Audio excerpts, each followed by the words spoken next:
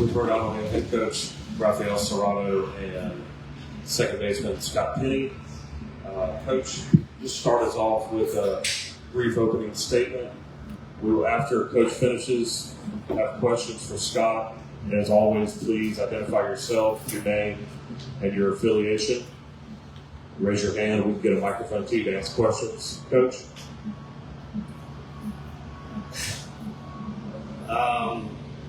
It's just a really tough way to end our season.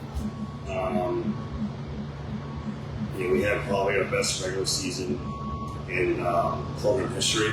Broke the school record wins. Great Atlantic 10 tournament. Swept through that. And it was just, it's tough. Obviously, right after 10 minutes after the game, it's tough to think of a lot of good things after a game like that. But, eventually you're going to reflect on what a great group we have. I mean, I've been saying it all season. What a special team we have. A group of seniors, leadership. It's one of the best groups I've ever coached in 27, 8 years, whatever it's been coaching. So I'm just really proud of what we did. And it's just obviously tough to take. It would have been, I think last night's game was pretty competitive. We had a chance, and then tonight, today, it's obviously tough to come back and get home at 2:30 in the morning last night to the hotel. That's really not an excuse, but we come back today, and it's just it was a frustrating game. We didn't play as well as capable of playing, and I was hoping that it's frustrating because I know how good of a team this is, and I just didn't feel like we played our best baseball in the tournament. Again, it's like I said, 5-10 minutes after the game. It's tough to take.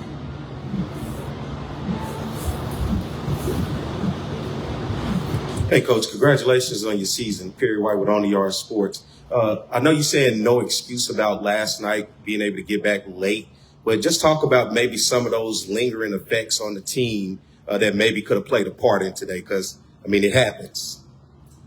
Yeah, it's unfortunate.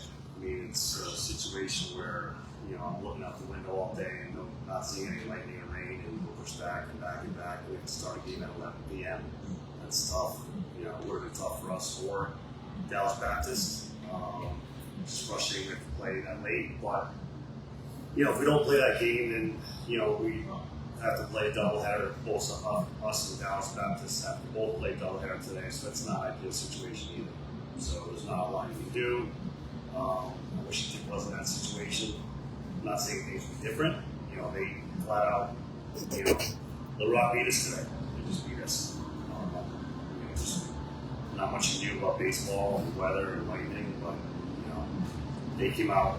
They waited around for 7 hours for the game, so it's not like woe was us.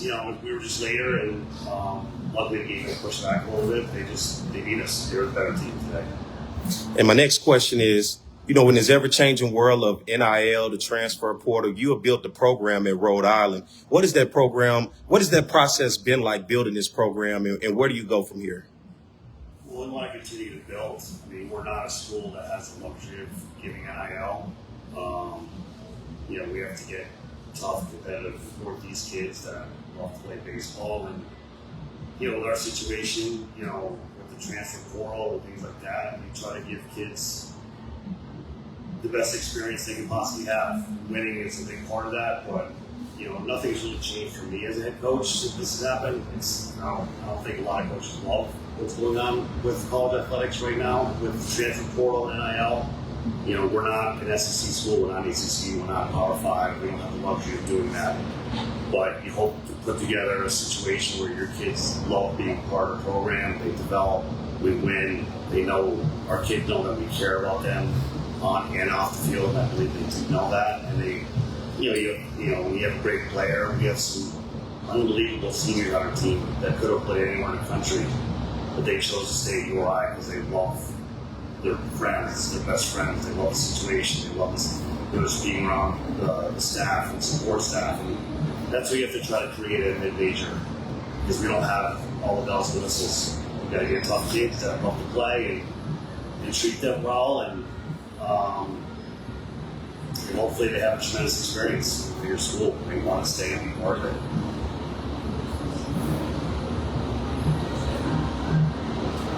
Scott, Jack on the page. You guys just wondering, I know it's so soon after the season, but what is going to be your big takeaway from this year? I don't know. It's A-10 chance, so that's like a big part of it. Just love this team. Have to go into next year and see where we get. I think we've got a good shot at A-10 next year too. So, but this is probably the best year of baseball I've ever had. This group of guys, and it was fun. And then today they kind of came and punched you guys in the mouth early. Yeah. What was sort of the conversations like in the dugout there as y'all were trying to fly your way? I mean, honestly, we were fighting back. They were scoring 5, we scored 3, whatever it was. But at the end, it just honestly walks killed us. And they had big hits. And they had more big hits than us. Yeah, so it is what it is.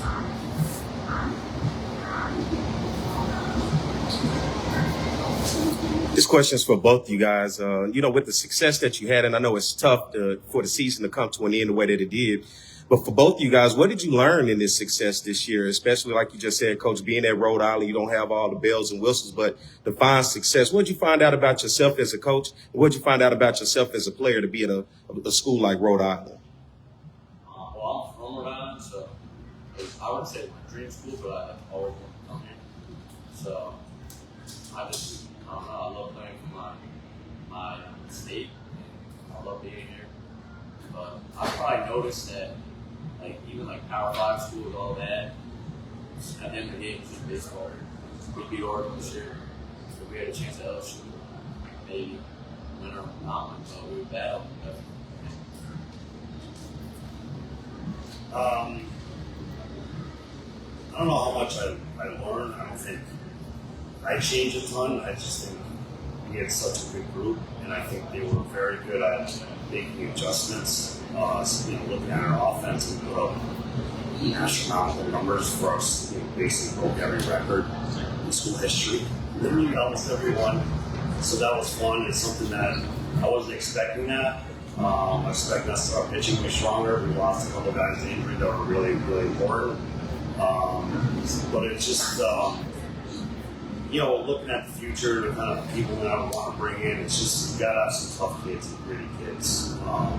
And that's a good thing about college baseball, even though, on paper you look at us and LSU, or even at Dallas Baptist, and facilities and money and scholarships, things they have, you would think we'd have no chance of competing. In Oregon, Oregon with all the resource they have, little old Rhode Island with 40 high schools, how is this even possible? That's what's great about college baseball, is that we're capable of going out, beating in Oregon, losing another game 1-0, being up in one of the other games in the middle of the game. We've always played a really tough schedule, and that's what I love about college baseball is you don't necessarily have to have all that to be really good.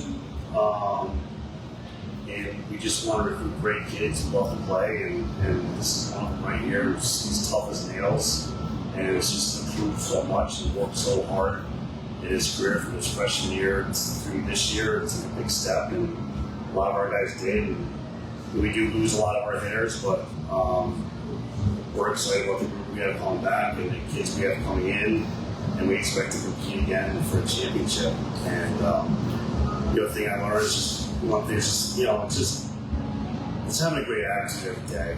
Coming to the park, and I feel like we do that. Our kids love being around each other, and that's so important for a team. They really care, and it starts from guys like Ethan DePino and Eric Ginther and Tristan Beck and Rob Butler and some of these older guys that were just phenomenal leaders that brought this group together and made it, like I said, a special season. It's tough to take right now, but reflecting back, it'll be something super special to look back on. All right, we're going to let Scott go. Scott, thank you. If you have any more questions for Coach. I'll take that. Yeah.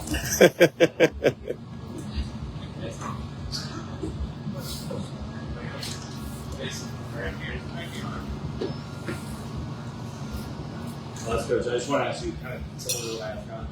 They come out and punch you guys in the mouth. Did that change how kind of the calculus of the game because y'all were playing catch up the whole time? Yeah, it's tough. They jumped on us early. We fought back with 3 runs right after them. They scored 3 in the 4th. We came back with 4. But we just couldn't stop them basically today. And I talked to our guys right after going to the bottom of the 4th. Like, we've come back all season. We've been behind. We've hit. Just keep at it. Just keep getting good at bats. And we did, but we just couldn't hold them. We just couldn't hold them from. They just did a really good job offensively, and a couple balls, found holes. Ours didn't. That makes a big difference, but they just did a great job offensively against our pitchers. Hey, Coach, talk about you and your staff and what the developmental process is like for you and this team in this program. It's a lot of work. I have a great coach staff, Dave Fisher, our pitching coach, Kevin Heiss, who played for me, my shortstop and captain, and is our hitting coach, did an amazing job with hitters this year. And Rhode, who played for me as well, pitchers as our ops, and Wayne Linsky, who's a local here, just joined us.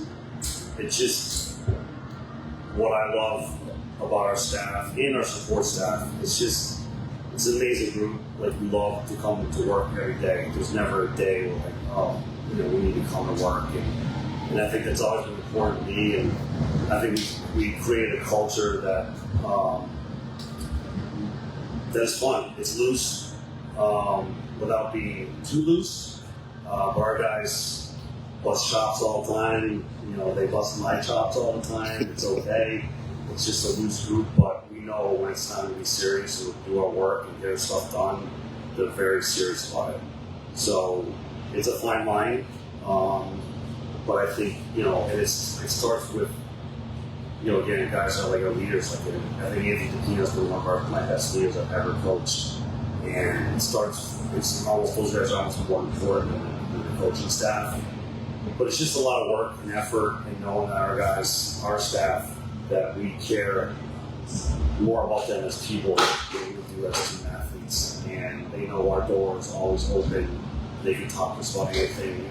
Like I said before, it's my goal is I want to have every one of our guys leave our program having a great experience. Winning hopefully is a big part of that.